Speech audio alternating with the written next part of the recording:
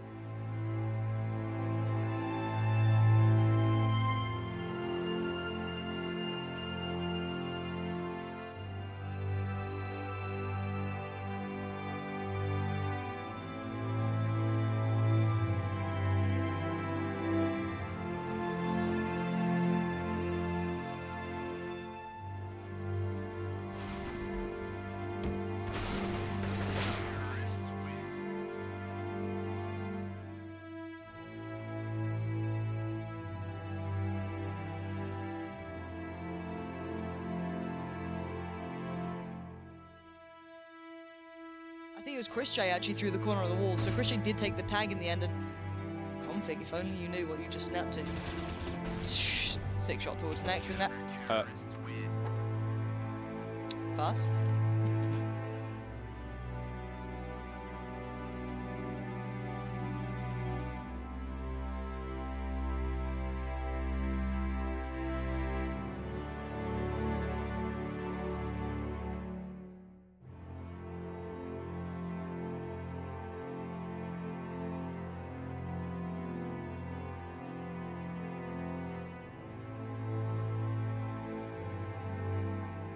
How would anyone cheat? They'd have to have such big balls to do so. And besides, imagine if they got caught, their whole career would be ruined. And why would anyone cheat when there's so much money on the line? I don't say any of this rhetoric. I throw rhetoric out the window and I look. I don't turn away. I don't avert my gaze because it's something I don't want to see and don't want to be true.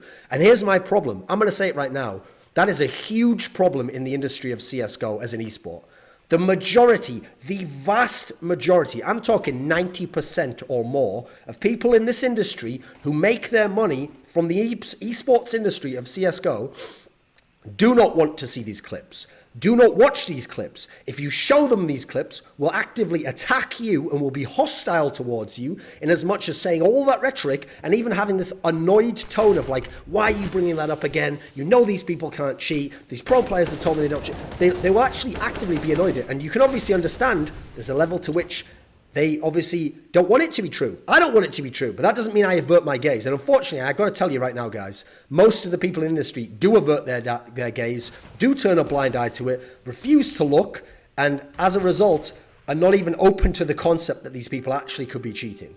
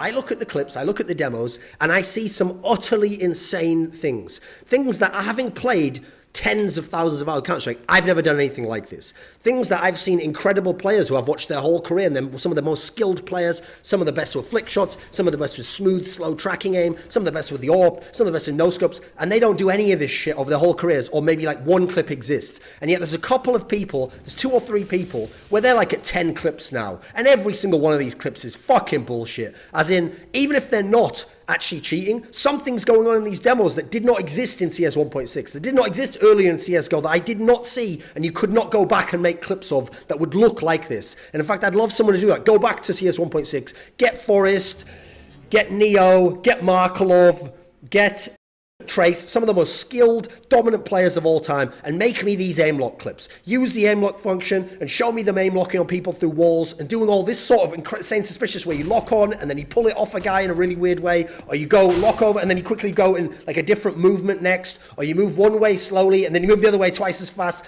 Go and find me all these clips and let's see if it's some sort of demo bug, or let's see if it's just our own brain looking for patterns on something and coincidentally they go over the person, they don't know he's there, and our brain says he locked on. Let's find these things. I haven't seen them, and maybe I'm wrong in this sense. That's why I want someone to do it. But from what I see, this is crazy shit. And so from what I can see, just as a person looking at circumstantial evidence, I say these are some fucking suspicious clips. And that's one of the problems. Because when I watch these clips, unlike a lot of those people I was talking about in the industry, I really do shut off the other parts of my mind that want to say, this can't be, oh, that player's a really sick player. You've seen this player play in other games where he wasn't doing something.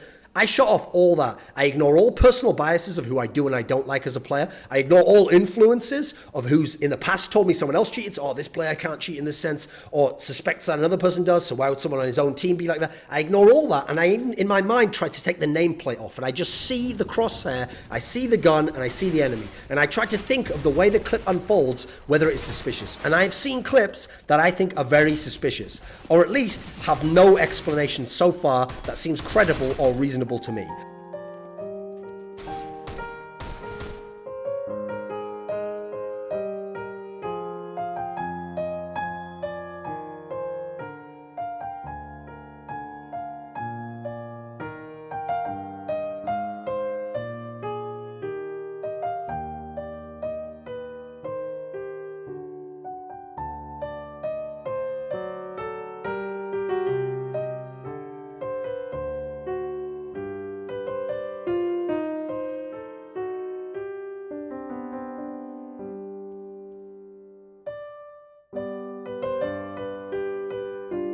I read this ESPN article, and my God, people who don't know about Counter-Strike, like, you don't write about it. You've got to do your fucking homework.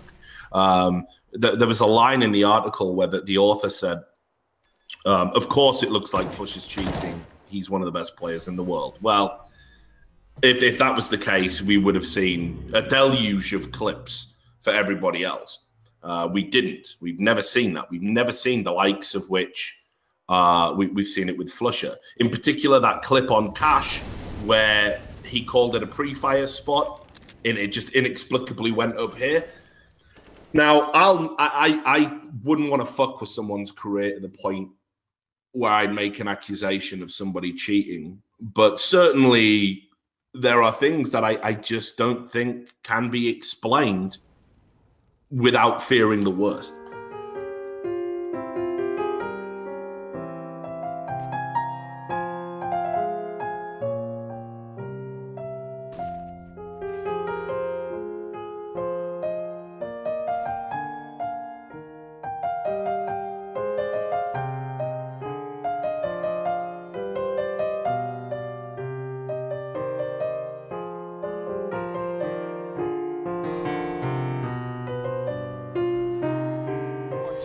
That's a nice shoulder peek to bait out the shot first. Forces bolts out of position to give a chance for Cloud9 to move in for the plant, but he comes back in and swings in towards that B-bomb site.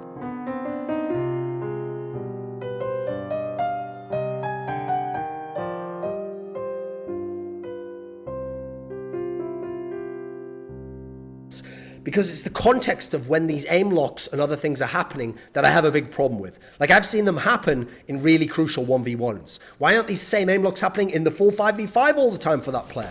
I've seen it happen in situations where it was like an elimination match and the guy had to win a couple of key rounds, otherwise his team's going to go out on this set map that they're not good on. Why is that going on? Why is it in that particular scenario that I see multiple aim locks on that one particular game when he really needs to do so? The worst part about this, as I mentioned in my other video, I think, is that the explanations and the alibis of the players themselves, other players in the scene, other industry people, and the fans of those players do not add up and do not match up and give kind of a plausible or legitimate explanation for what's going on in these clips.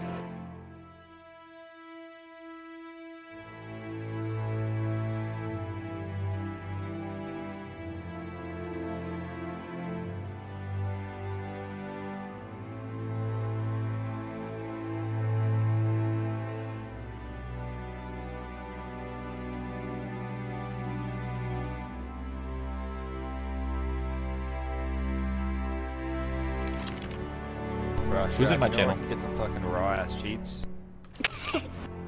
Nah, like I'm talking like some private ones, dude, like $200, $300. You're gonna need to pay a lot more than that if you want like really good private ones. Okay, well I want like $400, $500 cheats. No, I'm talking like 10 to 20,000. You know what I mean? Why you got those? I mean, I got those. We all got those. That's the pro scene in CS, bro. Come on. They set you up with the team deal. The team deal. He's made his way through. Pretty good smoke there. And indeed, Mixwell getting picked off, the box being collected. And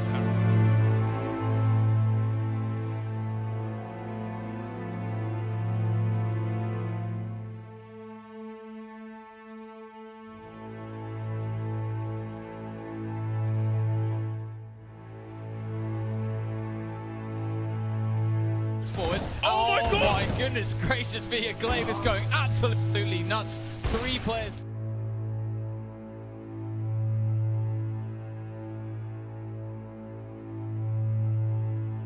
People. It's not even just that you can say, but that person, everyone thinks he's a cheater, so they keep looking at him. There's certain players who had way worse reps as being onliners and other players suspect them of cheating before aimlock clips existed, that like next to no clips exist for. There's certain players who are incredibly skilled and have a very fast flicking style of motion or actually incredible game sense and do seem to read where their opponent is behind the wall without actually having a wall hack. Even those players don't have as many of those particular clips and aimlock clips. Like, think about Get Right, one of the best of all time at knowing where people are going to be to an almost psychic degree. Where the fuck are all this guy's aimlock clips in the era when he was doing all that and winning mad 1v4s and had like a 60% win rate in 1v2s? Where are the old school clips of like 2013 shocks in very games doing all this banana shit when he was just wrecking people with one taps all over the place, an insane ability to just take over a game from the mid round? Exactly when, if you'd have had all this stuff like this, it would have made the most sense that you'd have the clips of him. And you just can't find these clips back in the day in that particular sense.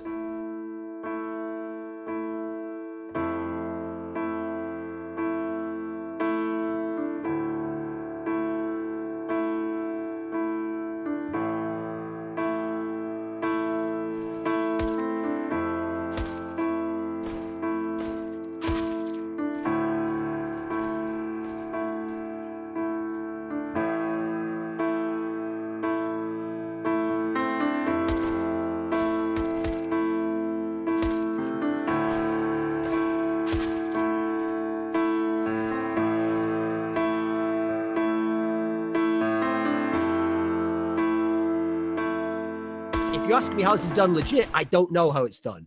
Now, yeah, then you can add in all the other rhetoric. Well, how is he doing it? How's he cheating? I don't know that. That's not what you're asking me. You're asking me, look at this clip, and here's the key thing. Forget who the name is. Look at the clip and tell me, is that suspicious? Now, notice I don't say the person's cheating because I don't know about cheats. All I can tell you is, if I had to look into a cheater, the first thing I'd ask is the person suspicious? If they're not, I probably won't invest time and effort into looking into it.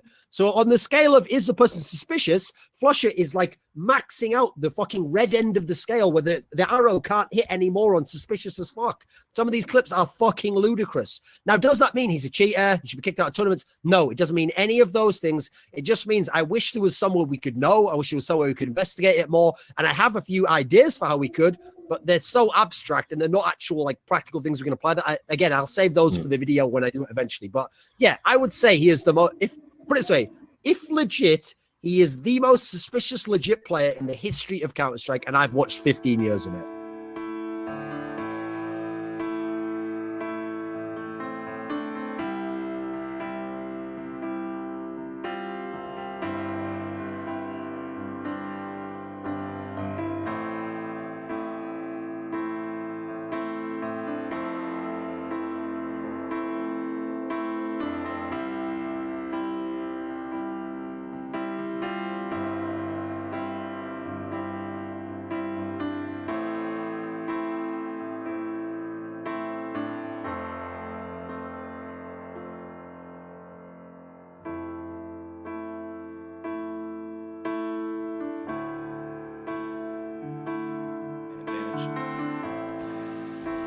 so many angles to cover that they may not look at this. Bjarly gets one. You could see him frantically.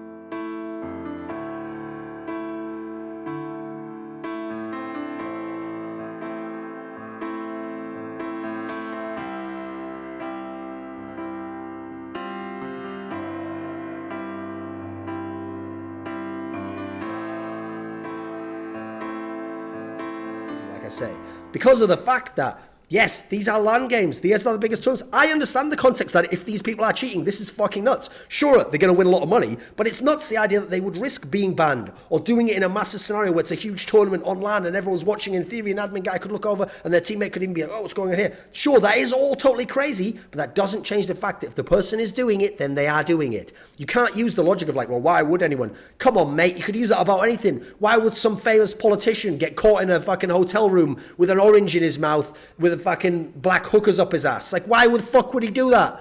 Yeah, I don't know why. Oh, wait, I do. It's because it's human nature and people are fuck-ups.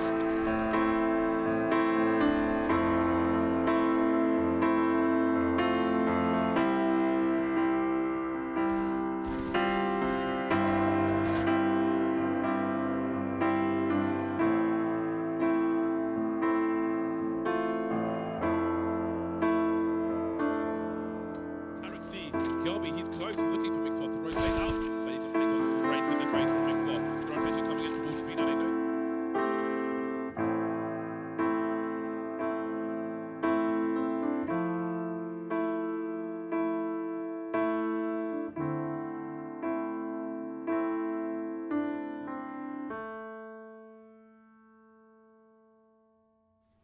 They're not going to catch his cheat unless they have some in on how to catch him. And they're watching that one person specifically and they're looking for suspicious things that they can then modify and trigger down and catch what that guy is doing. And they're not doing that right now. They're just using VAC. I mean, the reason why the VAC ban example doesn't make sense is because if you use that logic, then imagine that in the middle of a major semi-final, a player just started speed hacking. He came out of spawn, he instantly was in your other team's spawn and he knifed them all. Now, in that scenario, what if you saw that happen and you knew it wasn't a demo bug and you knew it all happened in real time, would you say, well, doesn't have a VAC ban. I mean, VAC hasn't banned him, so obviously must not be cheating. This must just be legit. He can just run faster than every other model and kill everyone. No, it wouldn't logically make any sense, would it?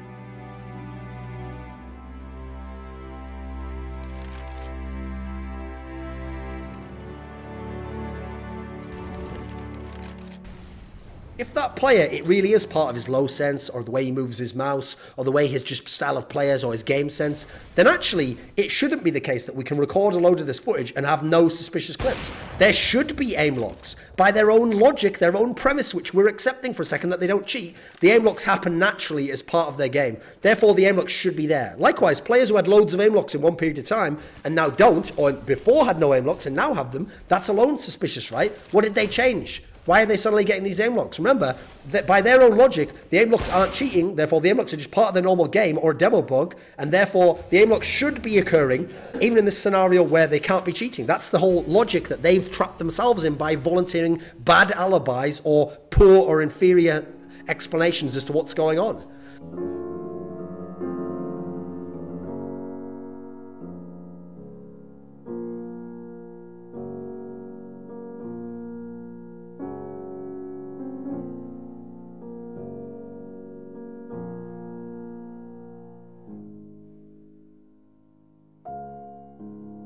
I just don't understand these clips. And as a side point, one thing that does infuriate me is how impossibly shit the official explanation for all the clips are. They're so impossibly shit, it's unreal. They don't even have a good cover story or alibi.